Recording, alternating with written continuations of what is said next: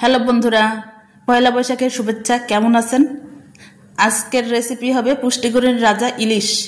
ইলিশ দিয়ে লাল ঝোল একটা রেসিপি। ইলিশ খুব জনপ্রিয় মাছ, দামও অনেক বেশি। ইলিশে ভিটামিন এ ও ওমেগা 3 ফ্যাটি অ্যাসিড আছে, যা চোখের জন্য উপকারী। ইলিশ রক্তকোষের জন্য বিশেষভাবে উপকারী। ইলিশ মাছ দেহের রক্ত সঞ্চালনের বিশেষ ভূমিকা পালন করে। যাই হোক, চলে যাই মূল রেসিপিতে। প্রথমে আমি ইলিশগুলো পিস পিস করে কেটে নিয়েছি। মাছগুলো খুব আলতোভাবে এক পিস করে ভালো করে ওয়াশ করে নিলাম। মাছগুলো নরম, সেহেতু সাবধানে ধুয়ে নিতে হয়। এখন আমি পেঁয়াজ কুচি, আদা একসঙ্গে বেটে নিচ্ছি। আমি আজকে পাটায় বেটে রান্না করব ইলিশের ঝোল। পাটায় মশলা দিয়ে রান্না করলে খুব মজা হয়। এখানে আমি কোনো প্রকার রসুন ইউজ করব না, কারণ ইলিশ মাছে একটা টেস্ট আছে, স্মেল আছে, যেটা রসুন ইউজ করলে নষ্ট হয়ে যায়। আমার মশলা করা কমপ্লিট। মশলাগুলো উঠিয়ে নিলাম।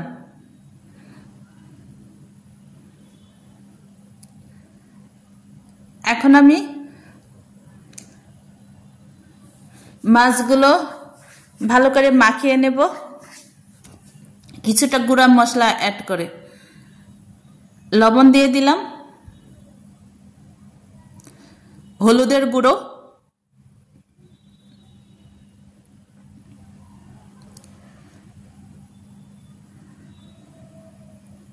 মরিচের গুঁড়ো,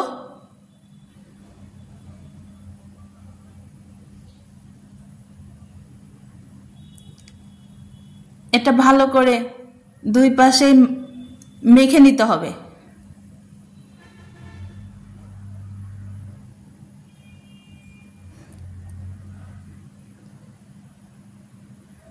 এটা ডিমওয়ালা ইলিশ।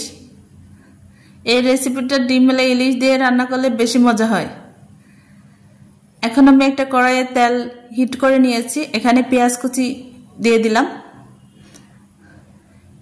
পেঁয়াজ কুচিগুলো যখন লাল লাল হয়ে যাবে, তখন আমি বাটা মশলাগুলো দিয়ে দিলাম। পেঁয়াজ পেস্ট, আদা পেস্ট। এখন মশলাগুলো ভালো করে ভেজে নিচ্ছি। লবণ অ্যাড করলাম, মরিচের গুঁড়ো, লাল মরিচের গুঁড়ো, এটাই হলো মূল রেসিপির প্রধান উপকরণ। হলুদের গুঁড়ো, জিরার গুঁড়ো আর ধনিয়ার গুঁড়ো। সব মশলা অ্যাড করা কমপ্লিট। এখন আমি এগুলো ভালো করে ভেজে নিচ্ছি। মশলাগুলো এমনভাবে কষাতে হবে যেন উপরে তেল উঠে আসে। তবে ইলিশ মাছের তেল দিতে হয় কম, কারণ এটা তৈলাক্ত মাছ। আমি কিছুটা গরম পানি অ্যাড করেছি। এখন মাছের পিসগুলো এক পিস করে দিয়ে দিচ্ছি।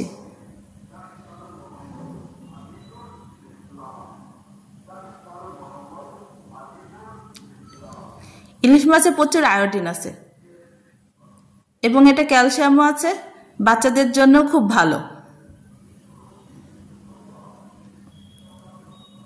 ইলিশ মাছ খেতেও টেস্ট, আবার এটা পুষ্টিগুণে ভরপুর। মাছগুলো আমি উল্টিয়ে দিচ্ছি। মাছগুলো খুব সাবধানে উল্টাতে হবে,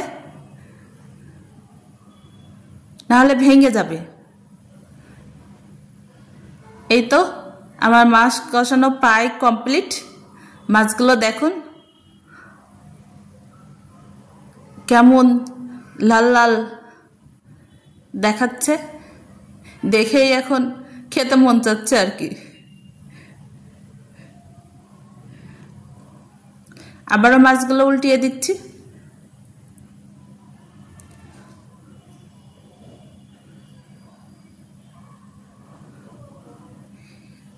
মিডিয়াম হিটে চুলা রাখতে হবে, কারণ হিটটা বাড়িয়ে দিলে এটা পুড়ে যেতে পারে।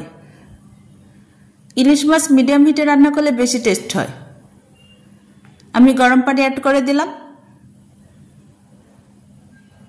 ঝোলটা খুব বেশি পরিমাণ দেওয়া হবে না, কারণ এটা রান্না করতে খুব অল্প সময় লাগে।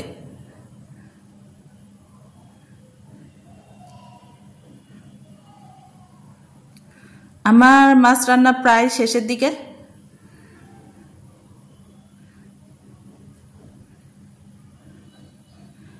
ঝোলের উপরে তেল উঠে আসছে। তো বন্ধুরা, আপনারা বাসায় এইভাবে রান্না করে দেখবেন। আমার মনে হয় যে খেতে ভীষণই ভালো লাগবে এবং মনে রাখার মতো। এই দেখুন, আমি অলরেডি রান্না কমপ্লিট করে একটা বাটিতে তুলে নিয়েছি। ওকে, ভালো থাকবেন সবাই। আল্লাহ হাফেজ।